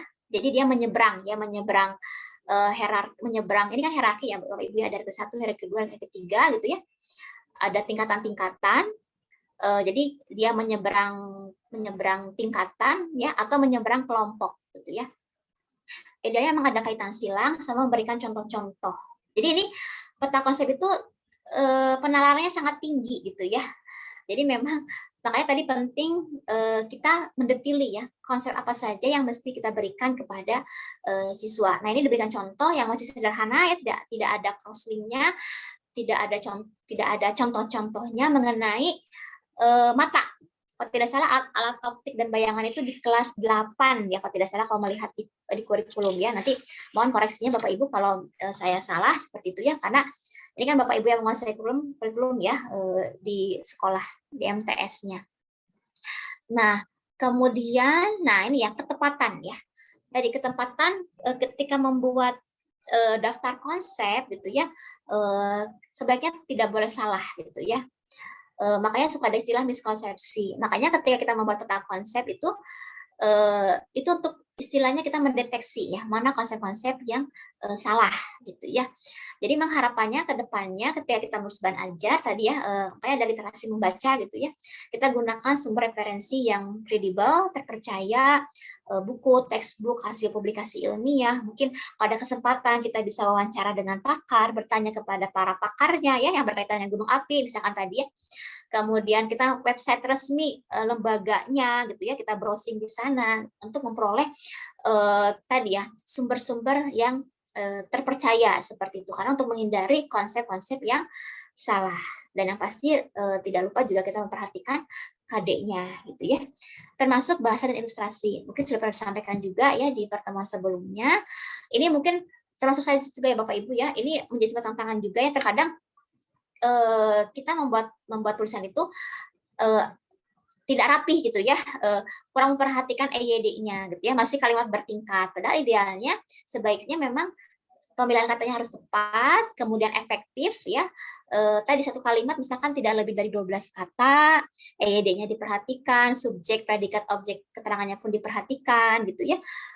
Dan hendaknya setiap paragraf itu ada kalimat utamanya gitu ya, dan komunikatif, karena ini kan tadi harapannya menarik siswa ini untuk membaca gitu ya, agar mereka membaca buku IPA itu seperti mereka membaca buku komik ya, sama-sama tertarik gitu ya. Nah, ini mungkin tantangan bagi kita semua ya, karena bagaimanapun memang ini butuh jam terbang yang tinggi juga Bapak Ibu ya. Termasuk tadi visualisasinya ya. Dibuat semenarik mungkin teksnya, kemudian juga tadi bentuk foto, gambar, simbol, diagram dan sebagainya gitu. Nah, ini Bapak Ibu mungkin diberikan contoh tadi ya, nyambung ke yang mata gitu ya. Ini contoh saja subpokok bahasan mengenai mata ya. Bagaimana kita buat aspek sainsnya, karena kan tadi STREM ya, STREM. Aspek sainsnya yaitu mengenai subpokok bahasan mengenai kacamata gitu ya. Merupakan bagian dari alat optik gitu ya. Secara fakta kacamata minus, kacamata plus kan memang sudah familiar ya di tengah-tengah masyarakat gitu ya, tua muda gitu ya, laki perempuan gitu ya, itu menggunakan kacamata. Ini fakta yang terjadi di tengah-tengah masyarakat, dan siswa pun mudah gitu ya mengungkapkan mengenai kacamata. Dan yang jelas berbeda ya antara kacamata plus dengan kacamata minus. Nah, itu secara faktualnya. Kemudian secara konseptualnya, nah ini baru ya, kita coba tadi apa sih definisi kacamata menurut para ahli misalkan ya. Kemudian juga apa tujuan penggunaan kacamata, kemudian lensa yang digunakan gitu ya. Untuk kacamata rabun jauh, kemudian untuk kacamata yang rabun dekat ketika mereka mengobati misalkan ya, atau membantu penglihatannya seperti itu. Itu berarti kita beranjak ke konseptualnya gitu. Kemudian ke arah proseduralnya, misalkan kita prosedur pembentukan bayangan pada mata yang rabun jauh dengan yang rabun dekat gitu ya. Kita hadirkan jangan lupa juga Bapak Ibu ya dengan visualisasi tadi ya, misalkan dalam bentuk gambar gitu ya, misalnya ini Mbak ya. Kemudian proses pembentukan bayangan misalkan ya untuk yang rabun jauh gitu ya, berarti nanti misalkan bayangan bendanya jatuh di depan retina gitu, maka kita gunakan sebagai kacamatanya lensa cekung biar dia pas misalkan di depan retina. Kemudian nanti tambahkan juga dengan visualisasi dalam bentuk gambarnya. Kemudian yang rabun dekat pun misalkan kita tampilkan juga ya gambarnya plus bayangannya yang terletak di belakang retina plus bentuk kacamatanya ya, kacamata cembung misalkan ya, biar pas di tepat di retina gitu ya. Ini Bapak Ibu saya tidak akan menerangkan detail mengenai kontennya, ini hanya contoh saja untuk bagaimana kita menempatkan ada aspek faktual, konseptual dengan proseduralnya. Mungkin untuk penguatan materi ini mungkin Bapak Ibu bisa sharing ya dengan para ahli, atau mungkin ada webinar-webinar berikutnya untuk pendalaman-pendalaman materinya seperti itu ya, diskusi modul tadi mungkin ya dan sebagainya. Kemudian, nah ini aspek metakognisi. Tadi kan think of thinking ya, strategi ya, mana yang efektif, mana yang tidak. Misalnya gitu ya, bagaimana nanti siswa ataupun disampaikan di sini ya dari bahan ajar kita membuat mata kita tetap sehat gitu ya. Kita berikan misalkan 5 cara. Nah 5 itu berarti degree-nya ya, harus istilahnya kita buat ukurannya ya, 5 cara agar mata kita sehat. Kita buat daftarnya dan tidak lupa tampilkan juga secara visualisasinya gitu ya. Misalkan ini makanan sehat ya, nanti selebihnya silakan bisa ditambahkan gambar-gambar yang lain ya. Itu sesuai kebutuhan Bapak Ibu saja. Kemudian nah, tambahkan lagi di sini aspek teknologinya. Nah, ini ya. Jadi kacamata ini kan sebenarnya bagian dari teknologi Bapak Ibu ya. Bagaimana kacamata kan dia berkembang ya dari zaman old ya, zaman dulu ya sampai zaman sekarang dengan beragam bentuk dan frame-nya dan lensanya gitu ya. Kita deskripsikan secara singkat ya dari zaman old sampai zaman now gitu ya. Kemudian misalkan zaman dulu hanya satu frame gitu ya. Ini misalkan contoh seperti ini ya. Zaman sekarang kan dengan gaya-gaya fashion dan sebagainya itu semakin berkembang ya, dengan bentuk frame-nya, bentuk lensanya semakin canggih. Itu mungkin bisa dijadikan sebagai contoh saja. Termasuk aspek Nah, religionnya. Nah, ini ya, tadi KI satunya bagaimana siswa diminta untuk merawat pemberian Allah, bersyukur ya, dengan kata-kata yang sehat, makanya dimanfaatkan untuk hal-hal yang baik saja, ya, melihat hal-hal yang halal saja, tidak hal-hal yang lain gitu ya, yang mengundang kemaksiatan gitu ya. Termasuk kalau paradigma WMI-nya kita bisa berikan kontekstualnya. Misalkan ini, karena banyak ya di Al-Quran berkenaan dengan masalah penglihatan, di Al-Am'an ayat 46. Mungkin nanti detailnya di pertemuan webinar selanjutnya oleh Pak Hadiansa MPD ya, terkait dengan integrasi agamanya seperti itu. Nah, aspek engineering-nya ini adalah mengenai desain ya. Jadi sebenarnya engineering itu lebih ke arah desain ya, rancangan dari para engineer ya. Para engineer itu ketika mereka merancang itu kan nggak langsung benar ya, nggak langsung betul, nggak langsung jadi. Tapi mereka itu ada proses ya, kadang gagal ulangi lagi untuk mencapai kacamata yang fix ya, yang seperti itu gitu ya. Nah, itu berarti kita masukkan berarti aspek engineering-nya, karena sekarang tadi berkembang ya, dari sisi tadi model, frame, lensa, karena tidak hanya untuk pengobatan kacamata itu ya, tapi dari kenyamanan pemakainya, dari estetika keindahannya. Jadi bisa masuk aspek seninya, aspek artsnya juga di sana. Kemudian passionnya juga kadang itu include ya di dalamnya seperti itu ya. Nah, untuk matematika ini sebenarnya sudah terbiasa Bapak Ibu ya. Jadi kita tidak berpikir yang matematika yang rumus-rumus sebenarnya ya. Jadi dengan adanya ukuran kacamata yang -3, -1/4 atau +1 itu sebenarnya udah masuk kategori sebagai matematikanya. Nah, ini misalkan diambil contoh yang paradigma madu ilmu ya, bagaimana hubungan Al-Quran dan sains mengenai mekanisme penglihatan atau pentingnya Godol Basor misalkannya menundukkan pandangan dan sebagainya. Ini bisa berkolaborasi juga dengan guru PAI ya untuk lebih melengkapkan juga ya aspek religionnya sebenarnya ya.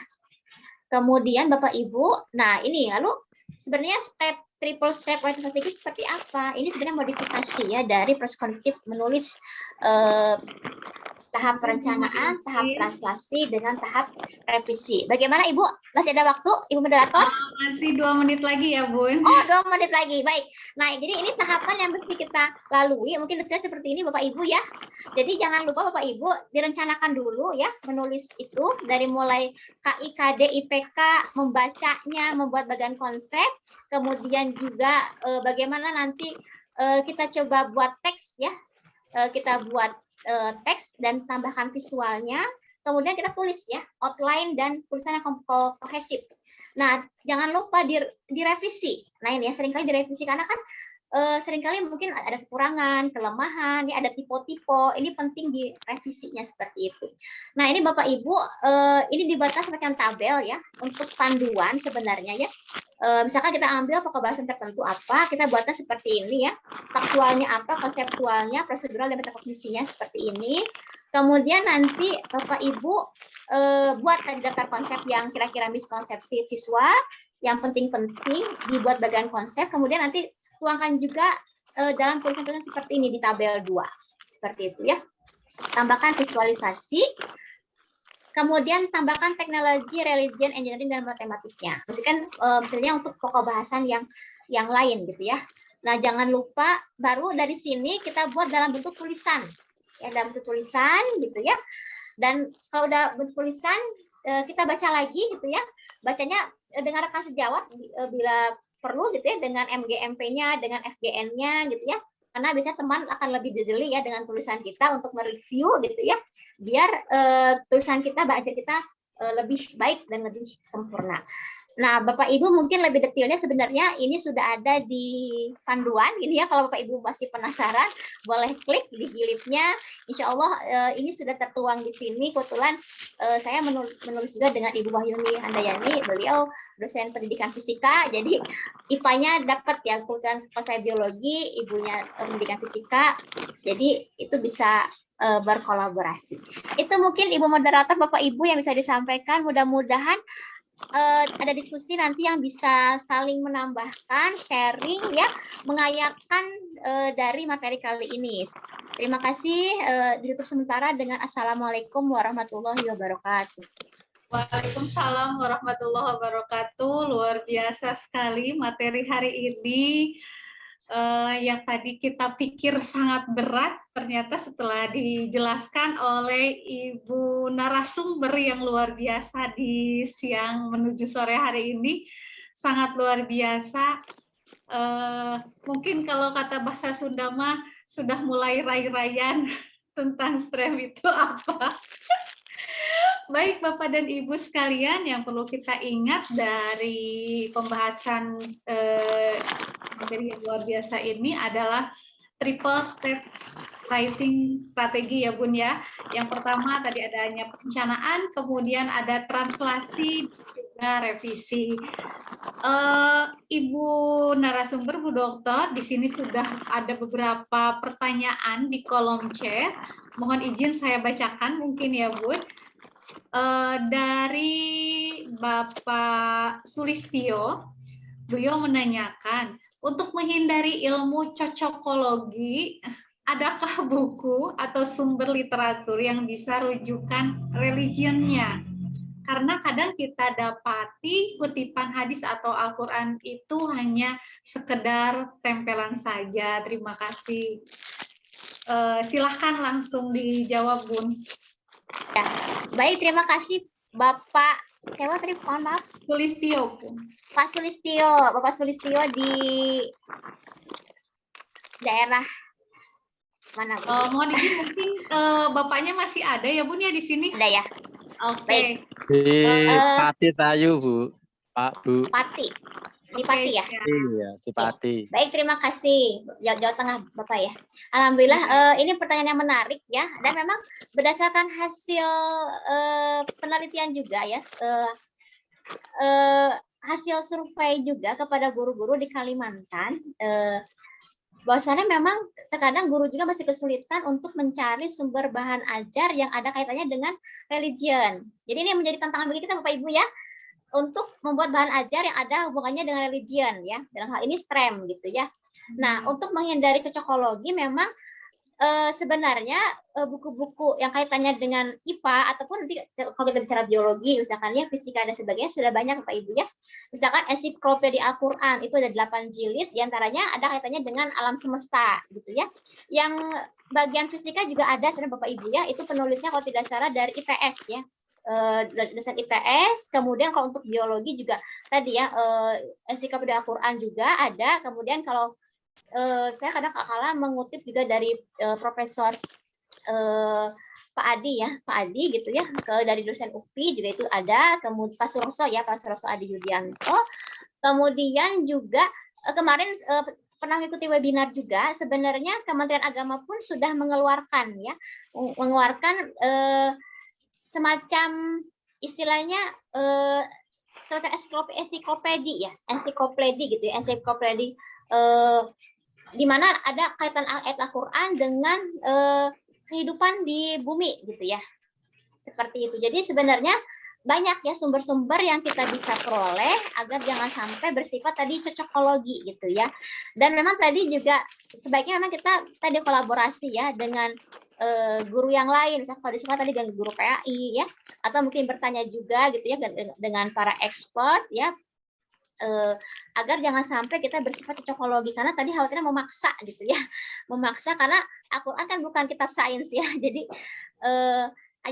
Quran itu sebagai motivasi ya untuk kita terus mendalami alam semesta ini ya, seperti itu harapannya. Itu mungkin. Terima kasih Bun. Luar biasa sekali Pak. Ini berarti ada lagi nih alasan Bu Arni, Pak Gi, dan rekan-rekan semua di panitia untuk yang selanjutnya, terutama untuk yang religionnya, karena ini terkait juga dengan pertanyaan yang dikemukakan oleh Ibu Nur Halimah nih, sesuai dengan pernyataan dari Ibu Nur Halimah. Beliau menanyakan tentang ini yang berkaitan dengan soal KSM, di mana soal KSM sekarang itu berkaitan dengan ayat-ayat Al-Qur'an, dan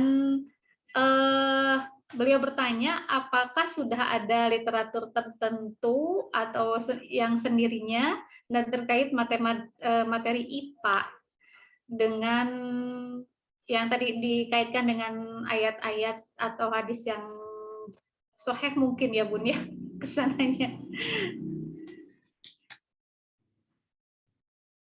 Oh, izin Bun, ter-unmute Bun, mic-nya. Ya, baik. Kalau untuk kebetulan kalau untuk KSM sendiri karena saya belum bergabung atau belum terlibat di KSM, mungkin nanti bisa tanyakan juga secara langsung ya kepada istilahnya para expert ya yang memang menggarap gitu ya, menggarap soal-soal KSM. Tapi saya yakin biasanya para expert atau para pakar yang tergabung di KSM pun mereka sudah punya ya acuan-acuannya, indikator-indikatornya berkenaan dengan soal-soal yang ada dalam aspek religionnya seperti itu. Tinggal mungkin jadi PR kita bersama tadi ya sebagai guru di sini, bagaimana tadi kita coba mengelaborasikan ya antara pokok bahasan tertentu dengan aspek agamanya seperti itu. Mungkin nanti dari pihak FJN sendiri mungkin bisa menghubungi pihak para pakarnya ya yang tergabung terlibat dalam pembuatan KSM gitu ya untuk bertanya lebih jauh tentang kisi-kisi ya soal yang ada di KSM seperti itu.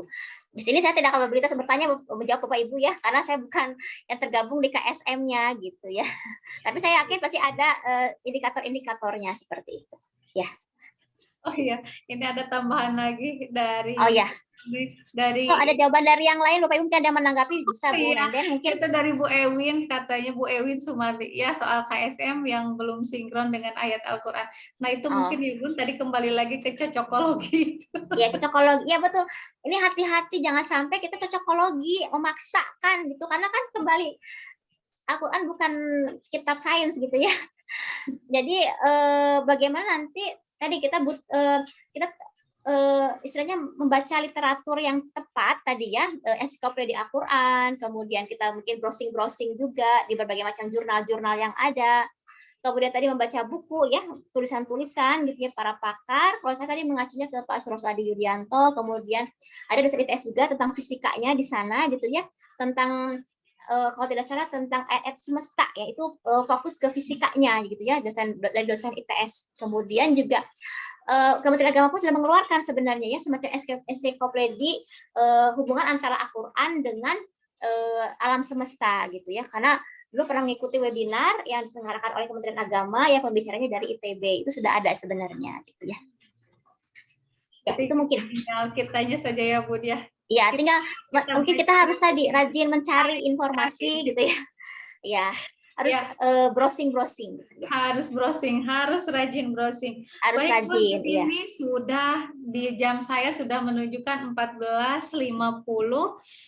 Kita sudah sampai di ujung acara. Mohon izin untuk memberikan closing statement. Nah loh. Ini masih ada nih satu lagi. Mungkin sekalian nanti menjawab ini sekaligus untuk closing statement ya Bun ya.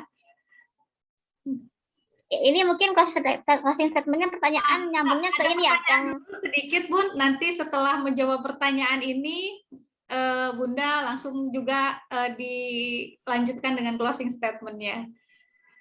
Oh ya. Ya, baik. Siap. Ini yang pertanyaan dari Bapak M. Lutfilah MAG. Oh, ya. Ini bos saya di kajian keislaman, Bun.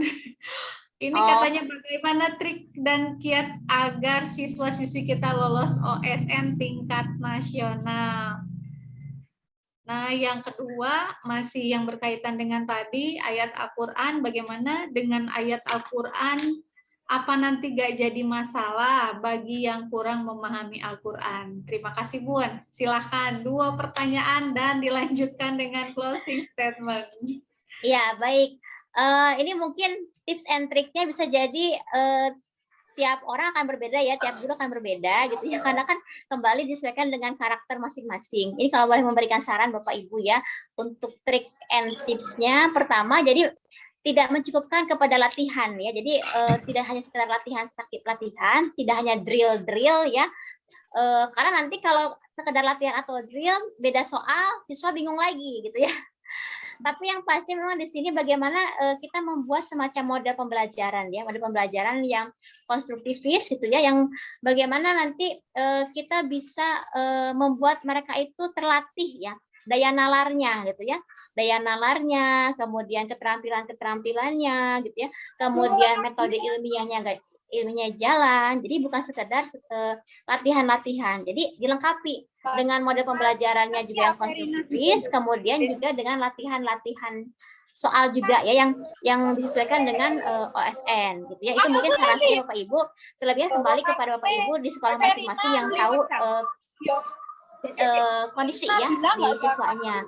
Kemudian kalau pertanyaan Pak Sono Aditya terkait dengan kalau yang kurang paham bagaimana. Nah, ini menjadi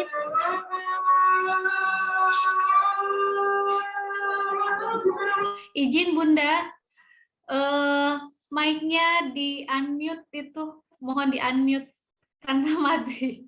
Ya Allah, saya udah panjang lebar ternyata di unmute ya. Nggak, baru aja sedikit. Ya, baik. Untuk yang OSN mungkin Bapak Ibu ini kembali ke kondisi sekolahnya masing-masing.